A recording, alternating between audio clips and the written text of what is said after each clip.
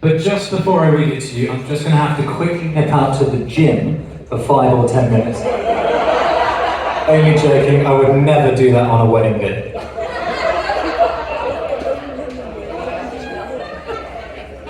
So good evening, ladies and gentlemen. What a huge pleasure it is to be here in Puerto Rico. And what an honor it is to be able to introduce to you now, for the very first time, unless you were at their previous wedding last year, Mr. and Mrs. William Mulcahy. Oh, I've been looking forward to this. So now I would like to tell you a story. And it is, as I'll explain shortly, a story of opposites. Now, ordinarily, when writing a best man speech, one has to gather information from friends and relatives for the sorts of funny and embarrassing stories that the groom might otherwise prefer to forget. But in this case, however, I had the opposite problem. Since William is no ordinary friend, there was an absolute abundance of material to work with. Far too much to ever condense into one short speech. So I had to whittle it down. But selecting the right anecdotes to use in this speech was rather like searching for a Ferrari in a haystack. You know you're close, but with so many options, the right answers could be literally anywhere. So I'll do my very best to carefully amuse you about William now, before we can all celebrate their marriage. So, being somewhat lost for words as I was, as for how to describe William to you, I thought I'd start at the beginning. When I first met Will volunteering for charity in Lourdes, France, in 2009, he was sitting at a table, waxing lyrical to a captive audience, talking about some faraway perfect island, Puerto Rico, telling them all with great enthusiasm just how much better everything was over here. As it turns out, this was not the only time he did this. He did this so frequently that William soon became known as Mr. Puerto Rico. Or just Puerto Rico for short. As a result, we became accustomed to hearing phrases such as Puerto Rico is in trouble for missing mass again, Puerto Rico set up a bar on the hospital roof, have you seen Puerto Rico's dad on I'm a Celebrity, and Puerto Rico might have a problem with authority. This illustrated right from the start one of William's most impressive talents, his ability to emphasize his points of view at extraordinary length. William's rants, initially espousing the virtues of this island, can go on for extended periods of time, even hours. On occasion, whilst on a call to Will, I've had to place my phone in the drawer, the cupboard, even the fridge, hoping that when I return 15 or 20 minutes later, William might have completed his monologue. He hadn't. So I have to congratulate Christy here as well, because while William possesses this incredible enthusiasm for getting his point across, Christy, in her own right, meets this with the longest attention span of anyone I've ever met. And this combination clearly bodes well for marriage. So William and I made friends over that first week in Lourdes, and it turns out that we saw eye to eye on a great number of things, or in our case, eye to chest.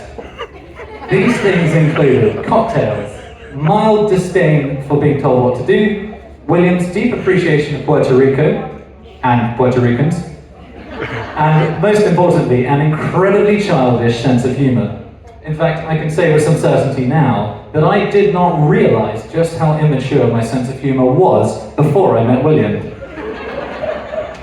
Then, over time, as we got to know William better, we all realized that this new friend we had made was anything but ordinary. To my knowledge, he's pretty much never done anything in the normal way. Suffice it to say that having Will around was a surefire recipe for comedy. To illustrate this point, here is a short list of some of the peculiar things people have said about Will. I've never seen a grown-up chase a fox.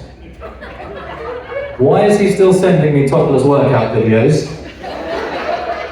It's amazing how quickly he broke that golf course. He's invented a new way to eat a banana. Why does he only drink when everyone's watching? I didn't realize men could dance like that. He's damaged my car whilst I ran him over. And he's definitely dyed his eyebrows. Now, without question, William is a formidable man, a perfectionist in everything he turns himself to, with an amazing breadth of life experience, including in his work. If any of you think that William is borderline unemployed, think again. Will's had more jobs than all of y'all put together. They include DJ, vocalist, music producer, artist agent, musical talent broker, which, as far as I can tell, are all pretty much the same, clothing retailer, aspiring yacht broker, aspiring jet broker, driveway paver telesalesman, I think those are all the same, doorman, bodyguard, group fitness coach, nutritionist, freelance supplement critic, personal trainer, and gym attendant, which I think is just a personal trainer without any clients. Barman, model, pole dancer, events welcomer, and nighttime chaperone, whatever that means. Blogger, influencer, political commentator, and conspiracy theorist. I suspect those come as a package. Swimming pool cleaner, shelf packer, fudge stacker, medical coder, and voiceover artist. Now, while those last ones don't necessarily go together, I hope they do demonstrate a wide set of transferable skills which I'm hoping will be useful for marriage. But I mustn't give William too hard a time. After all, he has, over the years, been a wonderful friend, and he harbours a great many qualities, both of which I'd like to share with you now. The first is that William, when he gets an idea in his head, he goes all in. He's always been this way, fully committed in an all-consuming manner. Christy, this bodes well for marriage. When he agreed to DJ at a house party in Bristol, he brought across the entire country the type of equipment capable of powering a small music festival. And he ran that performance to its conclusion, even long after all the guests had left the party. When he proposed to Christy, in a rare demonstration of long-range organisation, he assembled an international think tank of a dozen people to design the best and most elaborate proposal in Italy months in advance that anyone had ever seen. And when he was asked to pack light ahead of a one-night Airbnb before a friend's wedding, he crammed 12 full grocery bags full of food into a tiny car already full of people. While he might have forgotten the wedding present, at least nobody went hungry. And that brings me to my next point about William, his bizarre feeding habits. It would be fair to say that to the ordinary person, William eats an obscene amount of food. And this bodes less well for marriage, Christy. 12 egg omelettes, 7 chicken breasts, and 3 pounds of beef are all normal portions for this man. On one occasion, I and another friend decided to give William the ultimate birthday gift: all-you-can-eat steak at a fashionable London steakhouse. To cut a 4-hour-long story short, when William eventually did turn up 4 hours late, we learned that the reason he was late to lunch was that he decided to first visit the gym, then he went shopping in order to then cook and eat a substantial volume of food at home before heading out for his all-you-can-eat steak. He certainly had his reasons, and ours is not to question why.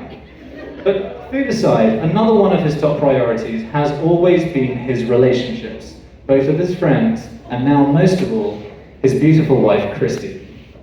I know from personal experience that William, perhaps more so than anyone else I know, will always go the extra mile for those close to him. William has always been fiercely loyal, trustworthy, and impeccably honest. This bodes well for marriage. Christy, despite all of my necessary teasing of William, these qualities are incredibly valuable, even if they do require extra portions of chicken.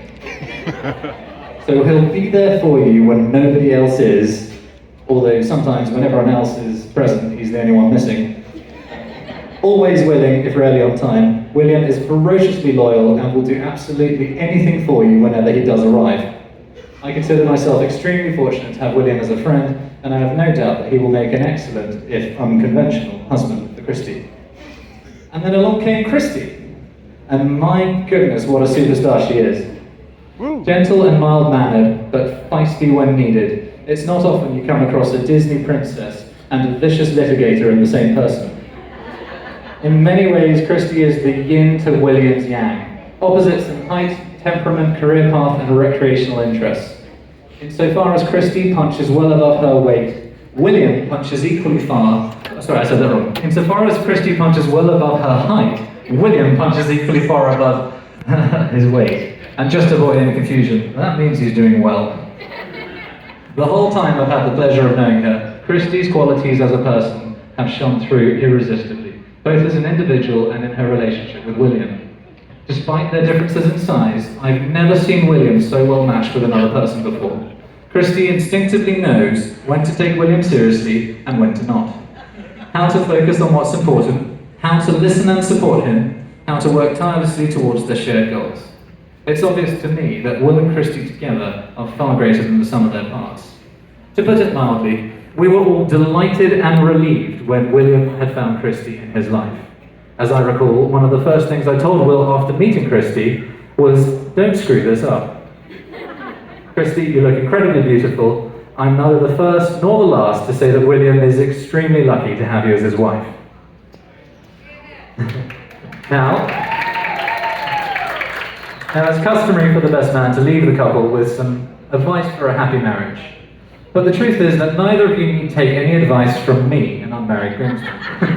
The way that you express your love for each other, and the way that you've both supported me at important times in my life, shows me that there is still more I can learn from you two than the other way around.